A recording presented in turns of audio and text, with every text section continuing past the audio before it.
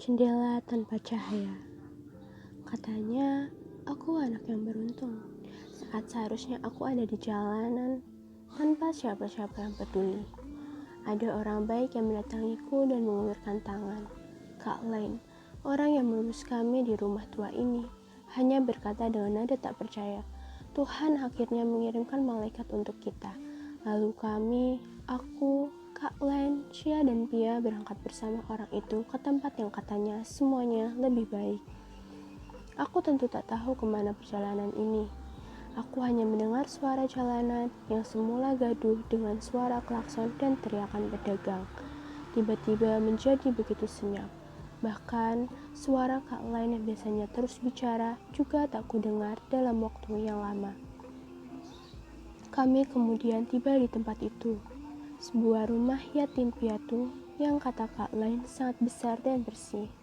Kami ditempatkan di dalam satu kamar yang diisi 2 tempat tidur bertingkat. Saat Kak Lain membimbingku untuk membaringkan tubuh di salah satu pembaringan, aku seperti tidur di atas tumpukan kapas yang begitu lembut. Kubayangkan kini tak ada lagi alam terbuka, tak ada lagi tikar berkutu yang selalu menyerang di malam-malam nyenyakku. Sungguh, aku yakin malam nanti aku akan tidur dengan nyenyak, sama seperti Kak Lain, Cia, dan Pia. Keterkejutan kami tak hanya sampai di situ, tapi juga saat waktu makan tiba. Kami menuju ruang makan, yang kata Kak Lain lagi sangat luas dengan meja-meja panjang yang berderet dan dipenuhi belasan anak lainnya yang seumuran dengan kami. Hanya perlu beberapa waktu saja kami mengantri untuk mengambil makanan. Lidahku langsung mengenali semuanya dengan lengkap. Nasi, lauk pauk, sayuran, dan daging. Susu, juga sepotong buah. Sungguh ini adalah makanan terlezat yang pernah ku makan selama ini. Pia bahkan berkata, ini seperti mimpi, Kak. Tapi Kak Lan membalasnya, ini bukan mimpi. Kita sudah begitu lama menderita. Kini Tuhan membalas semua penderitaan kita selama ini. Aku hanya terdiam. Sebenarnya selama ini aku tak pernah menganggapi ucapan Kak Len ketika ia bicara tentang Tuhan. Sekian lama aku sudah tak lagi berdoa. Doa terakhirku adalah beberapa tahun lalu, saat ibu masih ada. Waktu itu, ibu disiksa 4 orang laki-laki yang menagih hutang padanya. Ia ditampar berkali-kali. Bahkan ketika tubuhnya tersungkur, ia masih menerima tendangan-tendangan yang henti-hentinya. Ia menangis sambil tak henti merintih meminta waktu lagi. Aku yang disuruhnya bersembunyi di bawah tempat tidur, hanya bisa diam-diam menangis dan tak berhenti berdoa pada Tuhan. Sungguh, aku begitu berharap. Setiap kata yang keluar dari mulutku adalah tangisan ibu. Setiap jedanya adalah rintihan ibu. Dan setiap air mataku adalah darah ibu. Tapi Tuhan tak juga datang. Sampai para laki-laki itu menggantungnya di jendela, Tuhan tetap tidak pernah datang. Tapi hari ini aku mengamini kata-kata Kak Lain. Bahkan ketika ia meminta kami mendoakan pemilik panti ini, aku diam ikut mendoakannya. Tapi hanya beberapa hari tinggal di sini, aku sudah merasa beberapa keanehan. Sebenarnya aku mulai merasakannya saat kami makan bersama anak-anak lainnya di ruang makan. Kupikir mereka terlalu diam, tak seperti kami yang terus bicara. Aku bahkan merasa mereka tak berbahagia seperti kami. Saat di kamar, kutanyakan apa yang kurasakan pada Kak Lain, dan Kak Lain hanya menjawab singkat, mungkin mereka hanya bosan. Aku tak mengerti, bagaimana bisa mereka bosan. Di sini semuanya sempurna, kamarnya bagus, makanannya pun enak. Jadi aku tak bisa mengerti bagaimana mereka bisa bosan. Sampai suatu hari tiba pemeriksaan kesehatan untukku. Aku dibawa ke bagian belakang gedung yang mengeluarkan bau obat begitu tajam. Beberapa dokter dan perawat kemudian memeriksaku dalam hening. Mereka nampak dingin dan tak menjawab pertanyaanku. Tapi di akhir pemeriksaan, salah satu dokter berkata, Nona Imari, kau gadis yang beruntung. Terlahir untuk menolong sesama adalah kebaikan. Kau harus bangga terhadap dirimu. Aku benar-benar tak tahu maksud kalimat itu. Perasaanku semakin yakin saat ini Kak Len mulai berubah. Di hari-hari awal, Kak Len selalu bersenandung dan memberikan apapun yang dilihatnya. Tapi kini Kak Len lebih banyak diam. Aku berbicara sambil menangis, diam di malam hari. Aku ingin sekali bertanya apa yang terjadi, tetapi aku memilih diam. Kupikir jika Kak Len tidak bercerita, itu berarti ia memang ingin aku tahu. Di hari-hari lain, aku mendengar Kak Len berteriak-teriak di ruangan lain.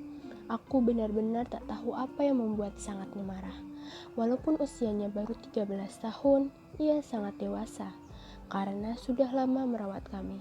Aku ingat itu yang pertama kali memberikan makanan saat aku menangis karena merasa di jalanan. Ia juga yang mengajakku berteduh di rumah tua itu dan mengenalkanku pada Cia dan Pia. Karena itu, aku selalu menganggapnya sebagai ibu. Jadi, kali ini aku tak lagi diam. Kutanyakan apa yang terjadi, tapi Kak Len hanya menjawab, tak ada apa-apa. Saat menjawab, baru kusadari Cia tak lagi ada di dalam kamar. Gadis yang berumurnya sama denganku memang selalu diam, tapi aku selalu tahu kehadirannya di dekatku. Jadi aku pun bertanya, kemana Cia? Kak Len terdiam sesaat. Sebelum akhirnya menjawab, sudah mengadopsinya. Aku tentu saja senang Cia mendapatkan keluarga baru. Tapi kenapa ia tak mau berpamitan? Keanehan semakin meningkat saat 3 hari kemudian mulai Pia yang tak kutemukan. Saat kutanyakan, kembali pada Kak Len hanya menjawab pelan. Ia sudah mendapatkan keluarga baru. Entah kenapa, kali ini aku tak bisa mempercayai jawaban Kak Len. Apakah ia senang disambut kabar itu? Tapi kenapa malah bersedih? Jadi saya mulai keluar kamar dan meminta pada yang kukenal di ruang makan bersama. Namanya Sian, bocah 10 tahun yang suaranya selalu terdengar murung. Selama ini kau mungkin bersedih karena tak bisa melihat. Tapi percayalah, sekarang kau beruntung karena tak bisa melihat, katanya. Aku tak tahu apa maksud kalimat Sian. Kenapa ia dibawa-bawa mau kebutaanku? Sungguh, ini membuatku tak mengerti. Sampai suatu kali, Kak Len membawaku keluar jendela kamar yang kokoh tanpa celah. Jangan bersedih karena Pia dan Cia tak ada lagi di sini, bisiknya. Nanti, jika suatu saat aku juga tak ada, aku ingin kau tetap gembira. Dulu kau sering duduk di balik jendela seperti ini, bukan? Menatap halaman rumah tua kita. Kau bilang kalau kau bahagia karena kami belum pulang. Kau selalu ingat kami bermain di sana. Sekarang aku ingin kau senang. Itu. Tapi aku tak mau berpisah dengan kalian, bantahku pelan. Selama ini kita selalu bersama. Kita tak bisa terus diri nih. Ruangan ini harus terus dibagi. Kau tahu bukan, di luar sana banyak anak-anak seperti kita, tak berorang tua dan kedinginan di jalan. Kita harus pergi pada akhirnya, agar tempat kita bisa menggantikan orang lain. Tapi, apakah ada yang menginginkanku, Kak? Tentu saja ada. Selalu ada yang menginginkan kita. Kak Len membelai rambutku. Aku sendiri tak tahu apa yang akan terjadi nanti. Tapi jika harus pergi lebih dulu darimu, yakinkanlah kakak tidak pergi kemana-mana. Duduklah di balik jendela ini. Kakak akan datang di baliknya, bisa jadi bersama Cia dan Pia. Aku tahu Kak Len hanya sedang menghiburku. Memang saat ini masih tinggal di rumah tua, karena tubuhku yang lemah, aku memang kerap ditinggal di dalam rumah tua itu seorang diri. Terkadang, Kak Len, Pia dan Cia tak pulang seharian, dan aku selalu senang diriku dengan duduk di balik jendela, membayangkan mereka ada di situ, tertawa-tawa gembira. Tapi itu dulu, di akhir-akhir ini di sana. Aku sudah tidak mau lagi. Jangan bersedih kalau aku atau kawan-kawanmu lainnya tiba-tiba harus pergi, tambah Kak Len. Pikirkan saja, kami sebetulnya hanya bergerak dan bergerak bersama di balik jendela ini. Beberapa hari kemudian, Kak Len tak lagi bisa aku temui. Aku mencarinya kemana-mana, tapi ia suka lenyap begitu saja. Tak ada satupun dokter, perawat, dan petugas panti yang diundang. Di kamar, aku diam-diam menuju di mana beberapa hari yang lalu aku bicara dengan Kak Len. Entah kenapa, aku bayangi Kak Len di sana bersama Pia dan Cia. Tapi tentu saja batinku tak bisa dibohongi seperti itu. Aku tersenyum mengingat kebodohanku yang menganggap serius ucapan Kak Len. Tiba-tiba terdengar suara Sian. Apa yang sedang kau cari di situ? Aku hanya berpikir di balik jendela ini, jawabku dengan ragu. Bisa kau temui Kak Len? Sian mendengus. Tentu saja tidak ada apa-apa di balik jendela itu. Kakakmu hanya sedang menghiburmu. Ia tak ingin kau kesulitan. Ketakutan? Kau ini benar-benar tak tahu apa-apa ya? Kemarin adalah perpindahan kakakmu dioperasi. Mata dan jantungnya diambil untuk didonorkan pada seorang donatur panti ini. Aku terdiam tak mengerti. Tapi kalau Kak Len mendonorkan mata dan jantungnya, lalu bagaimana ia? Aku tak bisa melanjutkan kata-kataku. Tubuhku tiba-tiba terasa kaku. Seketika teringat oleh ucapan selamat dokter beberapa waktu yang lalu. Nona Imari, kau gadis yang beruntung. Terlahir untuk menolong sesama adalah kebaikan. Kau harus bangga terhadap dirimu. Apakah itu yang membuat kalian tak lagi bisa kutemukan? Sama seperti yang terjadi pada Cia dan Pia. Sekarang kamu sudah tahu tempat macam apa di sini kan? Tempat ini adalah neraka. Orang-orang kaya menanam donasi besar dengan harapan ia dapat mengambil buahnya dibutuhkan. Aku tercekat. Masih tak bisa aku percaya apa yang barusan ku dengar.